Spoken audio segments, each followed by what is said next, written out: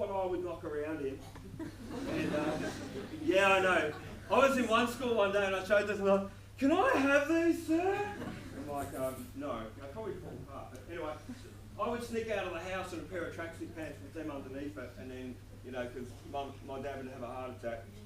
And so we would go into the shopping centre or whatever, and 15 of us would walk into a shop, and there'd only be 2 or 3 staff there, and so 5 of us would take up their time while 10 of us went and took t-shirts, caps, shoes, all sorts of stuff, and just walked out of there.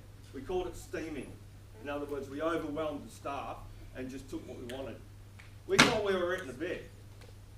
I remember being in the car park of that shopping centre one day, and we wore these blue bandanas on our jeans or on our heads, and we just thought we were it. And we yelled out at these guys that were over by you.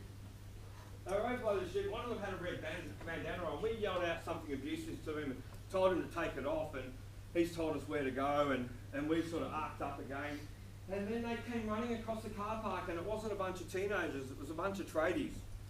And they came running with shovels and pickaxes and sledgehammers. And so this group of 10 or 15 tough kids wet their pants and ran, calling for their mums, you know, like we were just out of there. I went into a service station about 8 years ago, and my maths teacher, who I gave hell to, like, I would jump out of the window in his classroom, walk around the building and come back in through the front door of the classroom, and he'd be like what, he didn't know what happened, and then he'd work it out. I would get in the back of the cupboards and light up cigarettes. I would just do really irritating things. And I remember him saying to me, I pushed his buttons and he said, mate, you're a waste of space. You know, it just upset him so much.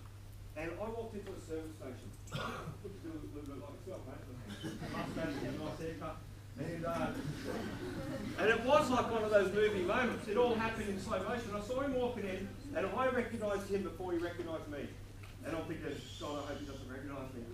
And he's walked in and he's looked at me, and we sort of slowed down, and he goes, Mr. Mcmahon. I said, Mr. Andrews, his name, you don't forget your teacher's name. How are you? Good. What are you doing with yourself? And I went, wow! No, I said, mate, I'm a reverend, I'm a motivational speaker, and I speak in schools all over Australia, so 3 young kids and great wife, and all that. And he just went, really?